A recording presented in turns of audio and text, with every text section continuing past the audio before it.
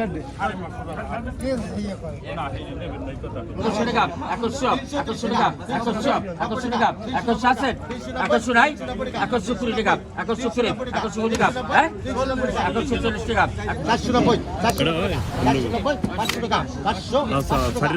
পাইবেন না 790 টাকা 790 790 টাকা 790 790 টাকা 790 টাকা 790 টাকা 790 টাকা 790 790 টাকা।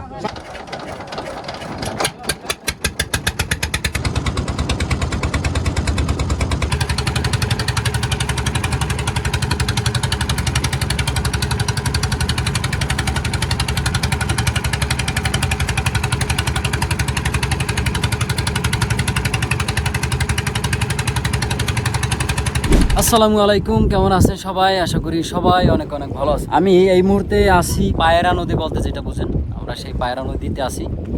আর এখানে আসার উদ্দেশ্য হচ্ছে ইলিশ মাছ ধরবো। তো যাই হোক, আমরা তো আর ধরবো বলতে কি, আমাদের কাজ হচ্ছে জাল ফালানো, আর বাকিটা দেওয়ার দায়িত্ব হচ্ছে আল্লাহ পাকের। আমাদের আশা থাকে অবশ্যই বেশি বেশি পাবো। তো আমি একটা বোটে আসি মোটামুটিভাবে। মাছ টাছ কেমন হয়, কেমন আর তেমন বেশি না, কম মোটামুটি না। আমাকে বোটে আরও আছে দুইজন, এখন এই এক কাকা আছে, ভাইয়ের নাম আছে বেলাল ভাই। ভাই আমার অনেক হেল্প করছেন নাকি? ভাই কেমন আছেন আপনি? ভালো ভালো আছেন। আর একটা জিনিস, ভাই কিন্তু এই বোর্ডের স্টাফ না, উনি হচ্ছে আর একটা বোর্ডের স্টাফ, বাট ওনাকে বোর্ডের একটু শেপ ভেঙে গেছে, পাংখা ভেঙে গেছে, যার ফলে হচ্ছে উনি আমার সাথে আছেন, এই বোর্ডে আছেন। এবার আপনারা একটু দোয়া করেন, আমরা জাল ফালানোর পরে এবার হচ্ছে কি অপেক্ষায় আছি যে কি মাছ পাই সেটা দেখবো, এবং আপনাদেরকেও যেন ভালো কিছু দেখাইতে পারি। আল্লাহ ভরসা অপেক্ষা করতে হবে এখন আধা ঘন্টা, তারপর হচ্ছে জাল আমরা টান। বিসমিল্লাহ বলে আমরা টান শুরু করলাম, আমাদের সময় চলে আসছে, আমিও বের হলাম।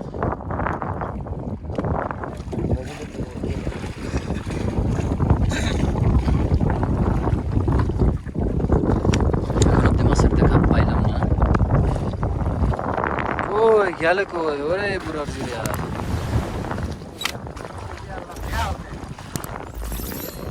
والله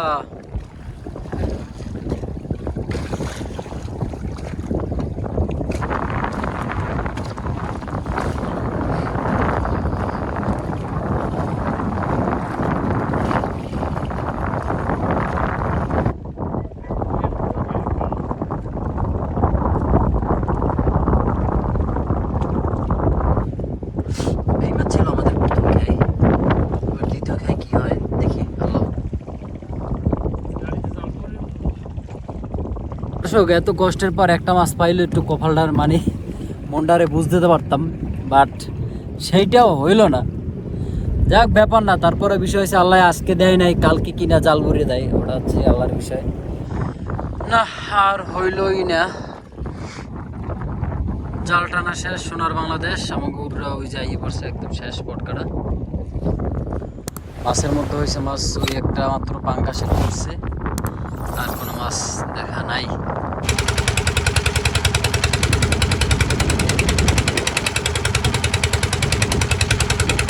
এতক্ষণ আমরা তো সাগরে ছিলাম, যে ইলিশ মাছ কীভাবে ধরে দেখানোর চেষ্টা ছিলাম। তো দুইটা খেওয়া মারলাম, অনেকক্ষণ চেষ্টা করলাম, আসলে মাছ তেমন পাইলাম না। সো এইখানে আমতলির এখন বাজার বসে, এটাকে বলে পুরাগাড়া। এই খেওয়ার ওই পাশ হচ্ছে আমতলি, আর এই পাশ হচ্ছে গিয়ে পুরাগাড়া বাজার বলে।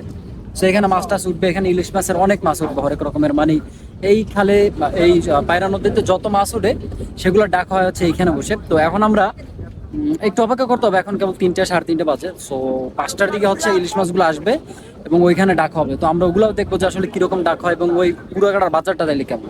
চলো আমরা সেইটা একটু দেখবো অনেক।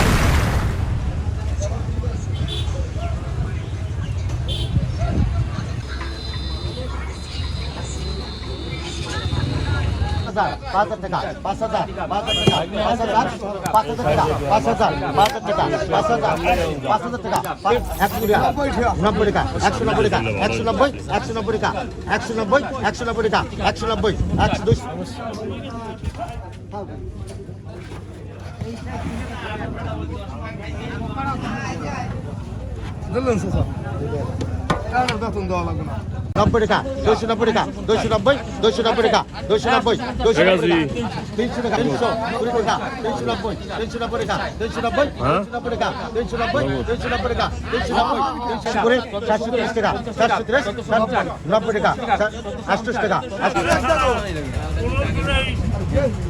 1400 50 1500 টাকা 1500 টাকা 1500 টাকা 1500 টাকা 1500 টাকা 1500 টাকা 1500 টাকা 2100 টাকা 2100 টাকা 2100 টাকা 2160 2100 নাই 2120 টাকা 2120 টাকা হ্যাঁ 2140 টাকা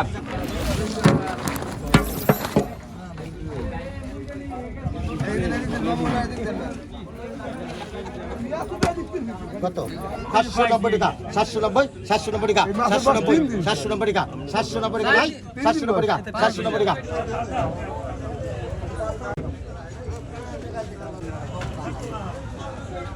দর্শক, এতক্ষণ আপনারা যে পুরোঘাটা বাজারের যে দৃশ্যটা দেখলেন, এখানে মাছের দাম আসলে অনেক সময় হয় কি, এখানে মাছের দাম একটু বেশি হয়। বেশি হওয়ার কারণ হচ্ছে এই যে দেখতেছেন যে নদীটা, এইখান থেকে সরাসরি মাছগুলোকে ধরে এবং ধরার সাথে সাথেই ওই বাজারে গিয়ে বিক্রি হয়। তো যার ফলে মাছটা একদম জীবিত পাওয়া যায় এবং এক কথায় ওই মাছের টেস্ট অন্যান্য মাছের থেকে অনেক আলাদা হয়। তো এই কারণে হচ্ছে মূলত এইখানে মাছের দামটা একটু বেশি হয় তুলনামূলকভাবে অন্যান্য বাজার চেয়ে।